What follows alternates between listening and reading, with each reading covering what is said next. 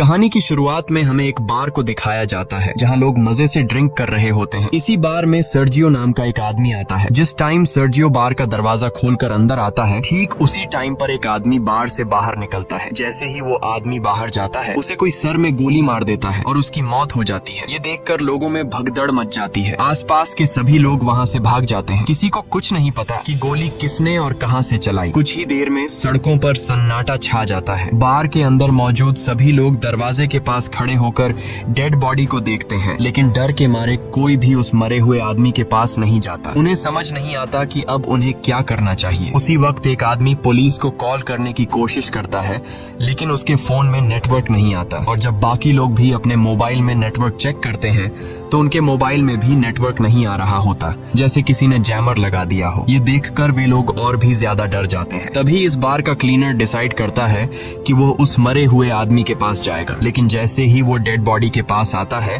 तभी उसे भी कोई शूट कर देता है। यह देखकर बार के अंदर मौजूद सभी लोगों की सांसें गले में अटक जाती हैं और डर के मारे जमीन पर लेट जाते हैं ताकि स्नाइपर उन्हें शूट न कर सके। सभी को एक बात समझ आ जाती है कि बार से बाहर जाने का मतलब अपनी मौत को बुलाना है। वे लोग टीवी ऑन करते हैं ताकि उन्हें पता चल सके कि आखिर यहाँ क्या चल रहा है, लेकिन इस हादसे के बारे में टीवी पर कोई खबर नहीं चल रही होती। वो लोग परेशान हो जाते हैं कि मैड्रिड जैसे बड़े शहर के बीचों बीच 2 लोगों को सड़क पर गोली मार दी गई, लेकिन इसके बारे में टीवी पर कुछ भी नहीं दिखाया जा रहा। जैसे ही उनकी नजर बाहर जाती है तो वहाँ से दोनों लाशें गायब हो चुकी होती हैं और साथ ही उनका खून भी वहाँ से साफ कर दिया गया होता है। सभी को कुछ समझ नहीं आता कि यहाँ क्या हो रहा है। तभी सीटोर कहता है कि मुझे लगता है कि किसी ने हम सबको किडनैप कर लिया है और वो चाहता है कि हम में से कोई भी यहाँ से बाहर न निकले। तब सर्जियो कहता है कि हो सकता है हम में से कोई एक आतंकवादी हो जिसके पास कोई बॉम्ब हो और सरकार उसे पकड़कर मारना चाहती हो ताकि वो यहाँ से बाहर जाकर पब्लिक प्लेस में ब्लास्ट न कर सके। ये सुनकर एक आदमी जिसका नाम नाचो है, वो चुपके से अपने पैर से एक ब्लैक कलर के बैग को छुपा देता है। ऐसा करते हुए सर्जियो उसे देख लेता है। अब सर्जियो को यकीन हो जाता है कि नाचो एक आतंकवादी है, जरूर उसके बैग में कोई बॉम्ब होगा। वह सबको नाचो को पकड़ने के लिए बोलता है। नाचो को पकड़ने के बाद जब ये लोग उसके बैग को छीन लेते हैं, तब नाचो कहता है कि बैग को मत खोलो, इसमें कुछ भी नहीं है। लेकिन ये लोग उसकी बात नहीं मानते और जब बैग को खोला जाता है तो उसमें से कुछ कपड़े और एक हार्ड डिस्क निकलती है। एलिना नाचो से पूछती है कि इस हार्ड डिस्क में क्या है। नाचो कहता है कि इसमें ऐसी कोई भी चीज नहीं है जिससे किसी को भी नुकसान हो। वो कहता है कि मैं एक एड कंपनी में काम करता हूँ और इस हार्ड डिस्क में मेरे काम की फाइल्स हैं। लेकिन एलिना उसकी कोई बात न मानते हुए उसकी हार्ड डिस्क तोड़ देती है, पर हार्ड डिस्क के अंदर कुछ नहीं होता। नाचो गुस्सा हो जाता है कि तुम सब मुझ पे शक क्यों कर रहे हो। सामने एक दूसरा ब्रीफकेस भी पड़ा हुआ है, शायद उसमें कोई बॉम्ब हो। वो सबसे पूछता है कि यह ब्रीफकेस किसका है। तब सर्जियो कहता है कि यह ब्रीफकेस मेरा है और अगर मेरे ब्रीफकेस को किसी ने छूने की कोशिश की तो मैं उसे मार दूंगा। लेकिन यहाँ अंड्रे नाम का एक आदमी अपनी बंदूक निकालता है और सर्जियो पर तान देता है। बंदूक के नोक के सामने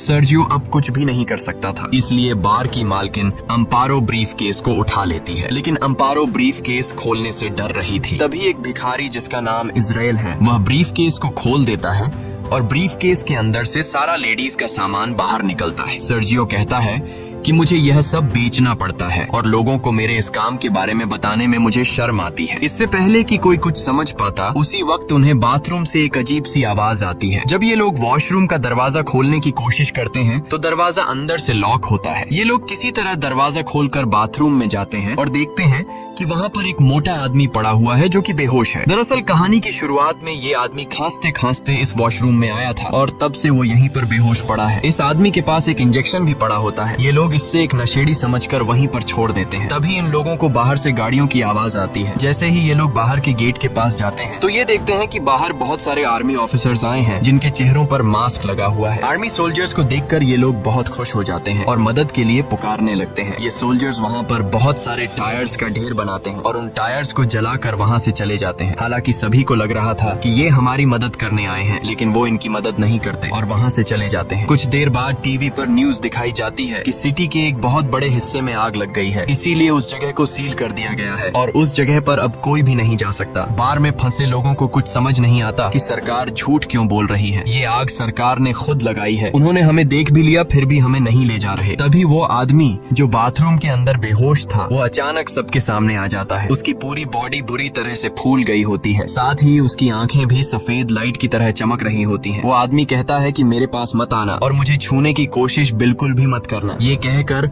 वो आदमी गिरकर मर जाता है और उसके हाथ से मोबाइल भी छूटकर गिर जाता है। तभी इजराइल मुस्कुराते हुए इस मरे हुए आदमी की आंखों पर कॉइन्स रख देता है और कहता है कि हम सब मरने वाले हैं। दूसरी तरफ ये लोग उस मरे हुए आदमी का मोबाइल फोन उठा लेते हैं और देखते हैं कि ये आदमी तो एक आर्मी ऑफिसर था। इस आर्मी ऑफिसर के फोन में कुछ फोटोज होती हैं जिनमें लोगों ने वायरस से बचने वाले सूट पहने होते हैं। ये देखकर नाचो समझ जाता है कि ये जो आदमी मरा है ये इन्फेक्टेड था और इन्फेक्शन से इसकी जान चली गई है और हो सकता है कि शायद अब यहाँ और भी लोग इन्फेक्टेड हो गए हों और सरकार हमें इसलिए यहाँ से बाहर जाने नहीं दे रही ताकि हमारी वजह से बाहर की दुनिया में इन्फेक्शन न फैल सके। इसलिए गवर्नमेंट ने इस जगह को सील कर दिया है और सरकार हमें किसी भी कीमत पर यहाँ से बाहर जाने नहीं देगी। उनकी नजर अभी भी हम पर है और अगर कोई भी यहाँ से बाहर जाएगा तो वो लोग उसे मार गिराएंगे, इसलिए हमें अंदर से ही मदद बुलानी पड़ेगी। तब नाचो इस आदमी के मोबाइल फोन से सिग्नल लाने की कोशिश करता है और वो एक टेबल पर चढ़कर सिग्नल लाने के लिए फोन को ऊपर करता है तो उसके मोबाइल में नेटवर्क आ जाता है। वो ये बात सबको बताता है कि मोबाइल में नेटवर्क आ चुका है। नाचो अपने एक दोस्त को कॉल करता है। नाचो का दोस्त नाचो से कहता है कि तुम जल्दी से किसी भी मीडिया वाले को कॉल करके उसे सब कुछ बता दो। लेकिन तभी सेटर भी फोन पर बात करने के लिए टेबल पर चढ़ जाता है और नाचो से मोबाइल छीनकर मदद के लिए चिल्लाने लगता है। लेकिन तभी टेबल पर ज्यादा लोड आने की वजह से टेबल टूट जाता है और उनका कनेक्शन कट जाता है। तब एंड्री दोबारा सिग्नल लाने के लिए नाचो से फोन मांगता है, लेकिन बार की मालकिन अम्पारो उसे रोक देती है और कहती है कि इस फोन को मत छूना क्योंकि ये फोन उस इन्फेक्टेड आदमी का है जो इन्फेक्शन की वजह से मर गया है। ये फोन भी इन्फेक्टेड है और अगर तुमने इस मोबाइल को छू लिया तो तुम भी इन्फेक्टेड हो जाओगे। सर्जियो और एंड्री को बार की मालकिन की ये बात बिल्कुल सही लगती है। अब इसका मतलब नाचो और जिस किसी ने भी इस मोबाइल को या इस आदमी को छू लिया है वो सब के सब इन्फेक्टेड हैं और ऐसा करने वाले इनमें से 5 लोग हैं। अब ये तीनों एक साइड पर खड़े हो जाते हैं और मोबाइल और उस डेड बॉडी को छूने वाले 5 लोग दूसरी साइड पर खड़े हो जाते हैं। तब एलेना कहती है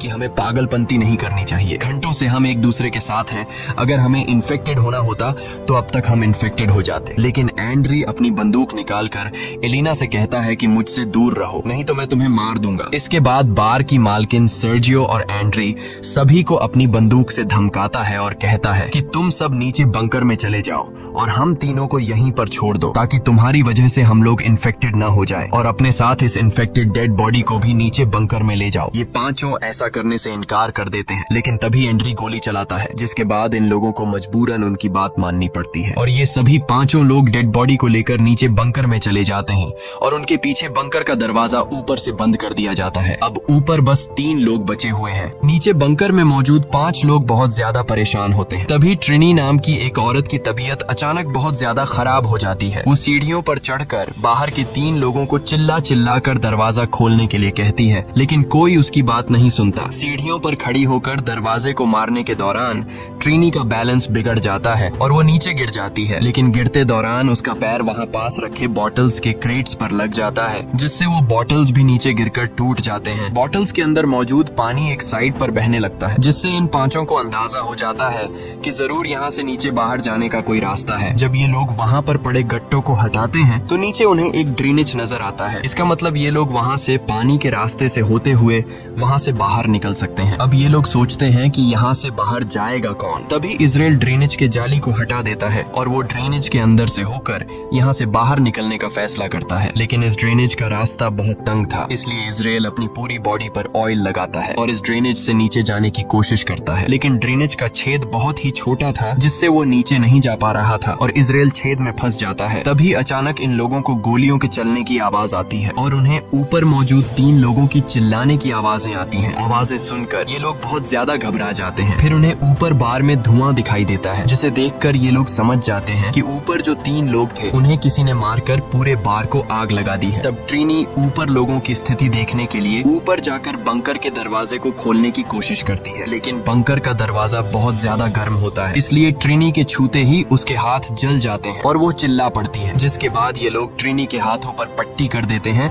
जिससे ट्रिनी आदमी को थोड़ा सुकून मिल जाता है। वहीं दूसरी तरफ इजराइल अभी भी बुरी तरह से ड्रेनेज में फंसा हुआ होता है। अब वो लोग सब एक साथ मिलकर इजराइल को ड्रेनेज से बाहर निकालते हैं। इसके बाद ये लोग नीचे बैठकर चुपचाप इंतजार करते हैं जब तक ऊपर का मामला शांत न हो जाए। कुछ घंटों बाद आग पूरी तरह से बुझ जाती है और वो लोग ऊपर बार में आने का फैसला करते हैं। ऊपर बार में आने के बाद वो देखते हैं कि बार पूरी तरह से जलकर राख हो चुका है। तभी ये लोग देखते हैं कि कुछ लोग बाहर से इस जगह को बुरी तरह से सील कर रहे हैं। यहाँ एलेना कहती है कि मैं मदद मांगने जा रही हूँ, लेकिन नाचो उसे ऐसा करने से मना कर देता है। वो कहता है कि अगर उन लोगों ने तुम्हें देखा तो वो तुम्हें मार देंगे, इसलिए हमारा फायदा इसमें है कि हम लोग यहाँ पर कुछ दिनों के लिए छिपे रहें और जब ये सारा मामला शांत हो जाए तब हम लोग एक एक करके चुपचाप यहाँ से निकल जाएंगे। नाचो की ये बात सबको सही लगती है। ये लोग बड़ी खामोशी से चुपचाप सब कुछ देखते रहते हैं, क्योंकि अगर किसी को भी पता लग गया कि अंदर अभी भी 5 लोग जिंदा हैं, तो इन सबको भी मार दिया जाएगा। तभी यहाँ मोबाइल बजना शुरू हो जाता है। लेकिन अच्छी बात ये थी कि बाहर जो लोग उस जगह को सील कर रहे थे वो लोग वहाँ से जा चुके थे और जिस मोबाइल पर मैसेजेस आ रहे थे वो उस इन्फेक्टेड आदमी का था जो एक आर्मी ऑफिसर था। एलिना उसका फोन उठा लेती है और उसकी व्हाट्सएप चैट्स पढ़ना शुरू कर देती है, जिसमें एक आदमी उस आर्मी ऑफिसर से पूछता है कि क्या वैक्सीन लेने से तुम्हारी तबीयत ठीक हो गई है। उस आदमी ने जवाब दिया, नहीं, मेरी तबीयत बहुत खराब है और मैं किसी बार के वॉशरूम में छिपा हुआ हूँ, तुम मेरे पास आने की कोशिश मत करना। अब एलेना उसकी पुरानी चैट्स पढ़ती है जिसमें उस मरे हुए आदमी ने लिखा होता है कि मेरे पास अभी 4 और इंजेक्शन बचे हैं। ये लोग समझ जाते हैं कि उसके पास जो इंजेक्शन है वही इस वायरस की वैक्सीन है। ये पढ़कर सब लोग खुश हो जाते हैं कि ये वैक्सीन काम कर सकती है, लेकिन फिर भी उनके मन में एक डाउट आता है कि अगर उस आदमी ने वैक्सीन ली थी तो उसकी मौत कैसे हो गई। तब ये लोग उस आदमी की ओर पुरानी चैट्स पढ़ने लगते हैं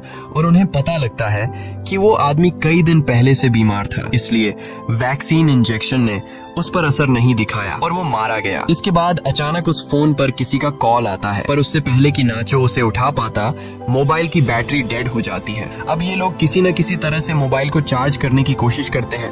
नाचो को वहाँ गन मिल जाती है जिसे वो चुपचाप उठा लेता है। वहीं एलेना कहती है कि उस आदमी ने चैट्स में ये लिखा था कि मेरे पास 4 और बची हैं, तो क्यों ना हम उन 4 वैक्सीन को ढूंढें। जिसके बाद ये लोग वापस नीचे बंकर में आते हैं और उस डेड बॉडी की चेकिंग करने लग जाते हैं, लेकिन उन्हें वहाँ पर कोई वैक्सीन नहीं मिलती। अभी उन्हें याद आता है कि ये आदमी सबसे पहले वॉशरूम गया था। जब ये लोग वॉशरूम पहुँचते हैं तो वहाँ पहले से इजराइल वैक्सीन को हाथ में लेकर बैठा था। नाचो और बाकी सब इजराइल को बहकाने की कोशिश करते हैं और कहते हैं कि वैक्सीन हमें दे दो, पर इजराइल कहता है कि तुम लोग 5 हो और वैक्सीन 4। अगर मैंने तुम लोगों को वैक्सीन दे दी तो तुम लोग मुझे मेरे हिस्से का एक वैक्सीन नहीं दोगे, क्योंकि मैं एक भिखारी हूँ और तुम लोगों को मेरी जिंदगी की कोई अहमियत नहीं है। इसलिए इजराइल सबसे पहले एक इंजेक्शन निकाल कर अपने आप को इंजेक्ट करने लगता है। तभी नाचो उस पर अपनी बंदूक तान देता है, लेकिन इजराइल फिर भी वैक्सीन अपने शरीर में इंजेक्ट कर लेता है, जिसके बाद नाचो और इजराइल के बीच हाथापाई शुरू हो जाती है। इजराइल नाचो पर हावी हो जाता है और उसकी गन को छीन लेता है। इसी हाथापाई के दौरान वैक्सीन इजराइल के हाथ से छूटकर नीचे बंकर में गिर जाती है। ट्रिनी जल्दी से बंकर में जाकर वैक्सीन को उठा लेती है। वैक्सीन को हाथों में लेकर वो बहुत खुश होती है, लेकिन उसके हाथ पर पटिया होने की वजह से वह वैक्सीन को सही से पकड़ नहीं पाती और तभी उसके हाथ से वैक्सीन छूट जाती है और नीचे नाले में गिर जाती है। अब ये लोग दोबारा परेशान हो जाते हैं और सोचते हैं कि हम में से किसी न किसी को तो नीचे जाना पड़ेगा। इन सब में से एलेना सबसे पतली होती है, इसलिए ये लोग उससे पूछते हैं कि क्या तुम अंदर जाकर उन वैक्सीन को ला सकती हो। पहले तो एलेना मना कर देती है, लेकिन फिर बाद में वह मान जाती है, जिसके बाद एलेना की बॉडी पर ऑयल लगाया जाता है और उसे उस छोटे से छेद के अंदर जबरदस्ती धकेलने लगते हैं। बड़ी ही मशक्कत के बाद वो नीचे नाले में गिर जाती है। काफी देर तक नाले के पानी में ढूंढने के बाद आखिरकार एलेना को वैक्सीन मिल जाती है और वह पानी से बाहर आ जाती है। तभी नाचो एलेना की तरफ नीचे एक तार फेंकता है और नाचो उससे कहता है कि तुम वैक्सीन को इस तार से बांध लो और फिर मैं इन वैक्सीन को ऊपर ले आऊंगा। लेकिन एलेना साफ साफ मना कर देती है, क्योंकि वो जानती है ऊपर 3 लोग हैं और वैक्सीन भी सिर्फ 3 ही बची है। वह कहती है कि अगर मैंने तुम लोगों को वैक्सीन दे दी तो तुम लोग वैक्सीन का इस्तेमाल कर लोगे और मुझे बिना वैक्सीन के यहीं पर छोड़ दोगे। एलेना सबसे कहती है कि अगर तुम्हें वैक्सीन चाहिए तो तुम लोगों को नीचे आना पड़ेगा। मैं अभी इस वैक्सीन का इस्तेमाल नहीं करूंगी और अपने पास संभाल कर रखूंगी। जब तुम सब नीचे आ जाओगे तब हम बैठकर फैसला करेंगे। अब ऊपर मौजूद लोगों के पास और कोई दूसरा रास्ता तो था नहीं, इसलिए ये लोग उस छेद का रास्ता बड़ा करने के लिए उसे तोड़ने लग जाते हैं। जब ये लोग छेद को तोड़ने में लगे होते हैं तब एलेना बाहर का रास्ता ढूंढना शुरू कर देती है। थोड़ी दूर जाने के बाद उसे एक जगह पर रोशनी दिखाई देती है। सबसे पहले वह इंजेक्शंस को वहां पर बने एक गड्ढे में छुपा देती है। उसके बाद वह सीढ़ियों से ऊपर जाकर देखती है कि बाहर बहुत सारी पुलिस फोर्स है जिन्होंने पूरे एरिया को कवर कर रखा है और वो लोग बार में मरे उनके 3 साथियों को जला रहे हैं। तब हम देखते हैं कि बाकी के 4 लोग जो ऊपर बंकर में थे उन्होंने छेद का रास्ता बड़ा कर दिया है और वे भी अब किसी न किसी तरह से नीचे आ जाते हैं। नीचे आते ही इजराइल और नाचो के बीच एक बार फिर फाइट शुरू हो जाती है। नाचो इस बार इजराइल से गन छीनना चाहता था और इस बार नाचो उससे बंदूक छीन लेता है। तभी पानी के अंदर से गोली चलने की आवाज आती है और नाचो ऊपर आ जाता है। जब ये लोग देखते हैं कि नाचो तो ऊपर आ गया है पर इजराइल अभी तक बाहर नहीं आया तो वो समझ जाते हैं कि इजराइल मर चुका है और ये लोग आपस में एक दूसरे को कहने लगते हैं कि नाचो ने इजराइल को मार डाला। लेकिन नाचो कहता है कि उसने इजराइल को नहीं मारा बल्कि इजराइल कहीं पर तैर कर चला गया। पर ये लोग नाचो की बात पर यकीन नहीं करते क्योंकि उन्हें समझ आ जाता है कि नाचो हमसे अपना गुनाह छुपा रहा है। ये लोग नाचो को गन फेंकने के लिए कहते हैं पर नाचो मना कर देता है। अब नाचो पहले तो बहुत ही प्यार से एलेना से पूछता है कि वैक्सीन कहाँ है, लेकिन जब एलेना नहीं बताती तो नाचो सीतुर को गन पॉइंट पर ले लेता है और एलेना को वैक्सीन देने के लिए कहता है। अब यहाँ नाचो कहता है कि हमारे पास 3 वैक्सीन है और अगर मैं सितुर को मार दूं तो हम आसानी से एक दूसरे के साथ वैक्सीन बांट लेंगे। लेकिन एलेना ऐसा करने से मना कर देती है। वो कहती है कि सितुर को मत मारना, मैं तुम्हें वैक्सीन देने के लिए तैयार हूँ। इसके बाद एलेना इनको बाहर की तरफ ले जाती है जहाँ उसने वैक्सीन छिपा रखी थी। धीरे धीरे ये लोग आगे बढ़ते रहते हैं। नाचो और एलेना आगे चलते हैं जबकि सितुर और ट्रिनी उनके पीछे चलते हैं। तभी सितुर पानी में गिर जाता है और ट्रिनी जैसे तैसे करके अपनी जान पर खेल कर सितुर को बचा लेती है। ट्रिनी यहाँ सबसे कहती है कि हम चारों में से एक न एक को तो वैसे भी मरना है। मैं तुम लोगों में से उम्र में सबसे बड़ी हूँ और मैं अपनी जिंदगी जी चुकी हूँ, इसलिए वो नाचो से कहती है कि तुम मुझे गोली मार दो ताकि तुम सब आसानी से एक दूसरे के साथ वैक्सीन बांट सको और तुम्हारी जान बच जाए। काफी देर तक सोचने के बाद नाचो ट्रिनी पर बंदूक तान देता है लेकिन वो गोली नहीं चला पाता, जिसके बाद ट्रिनी नाचो से गन लेकर यहाँ से थोड़ी दूर जाकर अपने आप को गोली मार लेती है। अब सिर्फ 3 लोग बचे थे और उनके पास इंजेक्शन भी 3 ही थे, इसलिए सब एक एक इंजेक्शन ले लेते हैं। इसी बीच उन लोगों को उस जगह से आवाजें आने लगती हैं जहां पर ट्रिनी ने खुद को मार डाला था। ये लोग जब उस जगह पर जाते हैं तो देखते हैं कि ट्रिनी की आंखों पर किसी ने कॉइन्स रखे हैं और ये देखकर ये लोग समझ जाते हैं कि ये काम किसी और का नहीं बल्कि इजराइल का है क्योंकि इजराइल ऐसा करता है। और तभी पीछे से इजराइल सितुर पर हमला करके उसे जान से मार देता है। इजराइल बहुत ज्यादा गुस्से में था और वह नाचो और एलेना की जान के पीछे पड़ जाता है। तभी नाचो और एलेना को सामने सीढ़ियां दिखाई देती हैं। ये दोनों तेजी से सीढ़ियों की तरफ भागते हैं और इजराइल से खुद को बचाने के लिए सीढ़ियों पर चढ़ने लगते हैं। पर तभी एलेना के पास जो इंजेक्शन होता है वो उसके हाथ से छूटकर नीचे गिर जाता है। अब क्योंकि इजराइल भी उनको मारने के लिए उनके पीछे सीढ़ियों पर चढ़ रहा था, इसलिए अब एलेना इंजेक्शन उठाने के लिए वापस नहीं जा सकती थी क्योंकि अगर वह नीचे जाती तो इजराइल उसे मार देता। तभी इजराइल नाचो को पैर से पकड़ लेता है। तब नाचो को एहसास हो जाता है कि वह बाहर नहीं जा पाएगा, इसलिए अपना वैक्सीन एलेना को पकड़ा देता है और उसे कहता है कि अपना ख्याल रखना है। तभी इजराइल नाचो को पैर से पकड़कर नीचे जोर से खींच लेता है जिससे ये दोनों नीचे गिर जाते हैं और उनकी मौत हो जाती है। तब एलेना नाचो का दिया हुआ वैक्सीन खुद में इंजेक्ट करती है और ऊपर ड्रेनेज का ढक्कन खोलकर बाहर निकल आती है। बाहर निकलते ही उसे बहुत सारे लोग दिखाई देते हैं और वह देखती है कि सरकार ने यहाँ से आगे का पूरा इलाका सील कर दिया है। तभी एक औरत अपना जैकेट निकालकर एलेना को पहना देती है और एलेना लोगों में घुल मिल जाती है। इस कहानी में कुछ बेगुनाह लोग भी मारे जाते हैं